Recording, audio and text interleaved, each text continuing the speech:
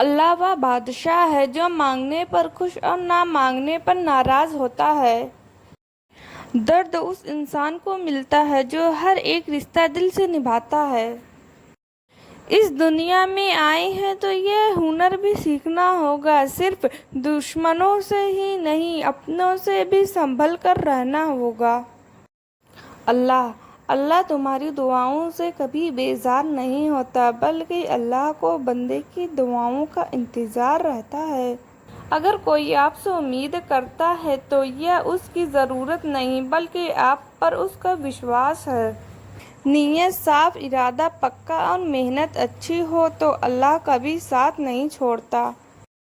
جب کلمہ پڑھو تو اپنے رب سے کہو، یا اللہ یہ میرا کلمہ تیرے پاس میری امانت ہے، موت کے وقت مولا مجھے کلمہ نصیب عطا فرما۔ حوصلہ اور رتبہ بنائے رکھو، زندگی میں اچھے اور برے دن تو آتے جاتے رہیں گے۔ ملنا ہے اگر خدا سے مصلی بچھا کر دیکھو، ملتا کیا ہے نماز میں سجدے میں جا کر دیکھو۔ جینے کی وجہ اگر اللہ ہو تو مایوس ہونے کی کوئی وجہ ہی نہیں ہوتی۔ اس راستے پر چلنا سیکھو جو تمہیں اللہ سے ملایا ہے۔ آج کی دعا، یا اللہ ایمان پر زندہ رکھ اور ایمان پر ہی موت عطا کر، آمین۔ فکر، مجھے کوئی غم نہیں اگر تو میرے ساتھ نہ ہو، بس فکر اتنی سی ہے تیرے ساتھ میں کوئی غلط ہاتھ نہ ہو۔ السلام علیکم۔ کچھ تو اللہ کی بھی رضا ہوگی ورنہ دعاؤں بھی وجہ دل کا حصہ نہیں بنتی۔ مشکل کے بعد آسانی صرف صبر کرنے والوں کو ملتی ہے۔ کیا خوب لکھا ہے کسی نے، سنگت کا ذرا دھیان رکھنا صاحب، سنگت آپ کی خراب ہوگی اور بدنام ماں باپ اور سنسکار ہوں گے۔ کبھی دوسروں کے لیے دعاؤں مانگ کر تو دیکھو، خود کے لیے مانگنے کی ضرورت ہی نہیں پڑے گی۔ اللہ تعالیٰ کے فیصلے ہماری سوچ سے بھی زیادہ بہتر ہوتے ہیں۔ میرا اللہ اسی کا امتحان لیتا ہے جسے وہ بہت محبت کرتا ہے۔ کاش سب لوگ اتنے ہی اچھے ہو جائیں جتنے اچھے وہ اسٹیٹس ڈالتے ہیں۔ مشکل کے بعد آسانی بھی صبر کرنے والوں کو ہی ملتی ہے۔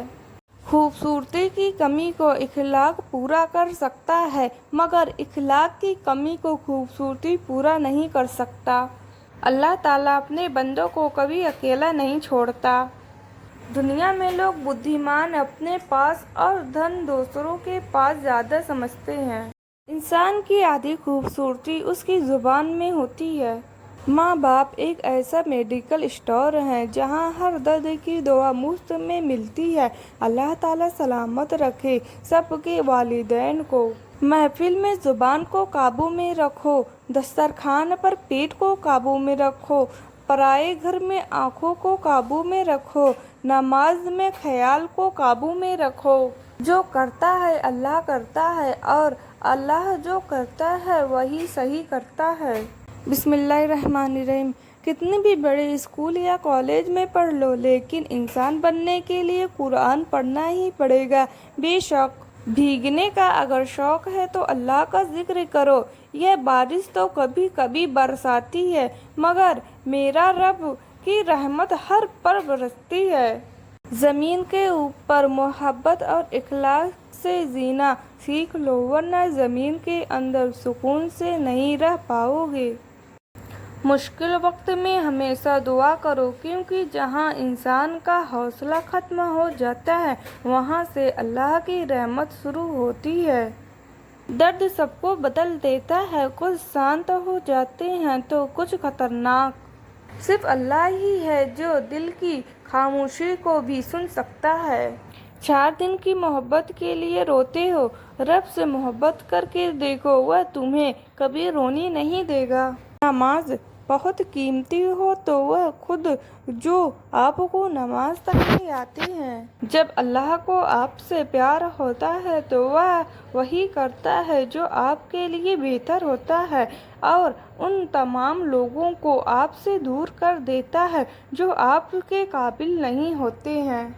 علم کے ساتھ عمل اور دولت کے ساتھ شرافت نہ ہو تو دونوں بیکار ہے۔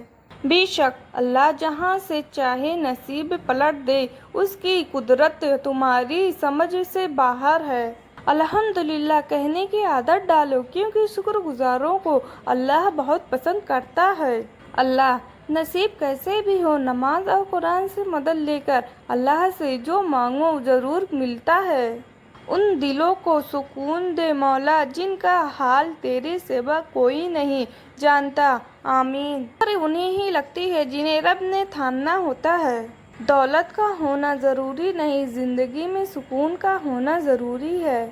بے شک مشکل سے انسانوں کو نکالنے والا صرف اللہ ہی جانتا ہے۔ بے شک صبر کرنے سے ہر وہ چیز مل جاتی ہے جس کی ہم امید بھی نہیں کرتے ہیں۔ یا اللہ جو لوگ پریشان ہیں ان کی پریشانیوں کو دور کر دے، آمین۔ کمال کی بات ہے نا کہ وہ اللہ ایک ہے مگر وہ ہر ایک کا ہے۔ سوچنے لائق بات، میں موٹر میں سفر کر رہا تھا، ایک عورت کتاب پڑھ رہی تھی، سامنے بیٹھا اس کا چھوٹا بچہ بھی کتاب پڑھ رہا تھا۔ تبھی میری بازو میں کھڑے ایک سجن نے مہیلا سے پوچھا، اپنے اسمارٹ فون کی جگہ بچے کے ہاتھ میں کتاب کیسے دے دی، جبکہ آج کل بچے کو ہر سمے اسمارٹ فون موبائل چاہیے۔ اس عورت کا جواب سن کر میں تھوڑی دیر سوچ میں پڑ گیا۔ جواب تھا، بچہ ہماری کہاں سنتے ہیں۔ حضرت محمد صلی اللہ علیہ وسلم نے ایسے لوگوں کی دعوت کھانے سے منع فرمایا جو اپنی شان اونچی دکھانے کے لیے کھلاتے ہیں۔ بے شک گرتے آنسو اور خاموش دل کی قدر صرف اللہ جانتا ہے۔ دعا، اے میرے رب، میرے گھر والوں کی، میرے والدین، بہن بھائی، رشتہ داروں، دوست اور جن کو میں جانتی ہوں یا جانتا ہوں سب کی خیر فرما۔ اے میرے رب، ہماری تکلیفوں اور پریشانیوں کو دور فرما اور ہمیں نیک راہ پر چلنے کی توفیق عطا فرما، آمین۔ اللہ کے گھروں سے دل لگائے، نبی کریم صلی اللہ علیہ وسلم نے فرمایا، جو مسلمان مرد نماز اور ذکر الہی کے لیے مسجد میں پابندی سے حاضر ہوتا ہے، اللہ تعالیٰ اس سے ایسے خوش ہوتا ہے جس طرح مسافر کے گھر والوں اس کے گھر آنے پر خوش ہوتے ہیں۔ سنن ابن ماجہ 18۔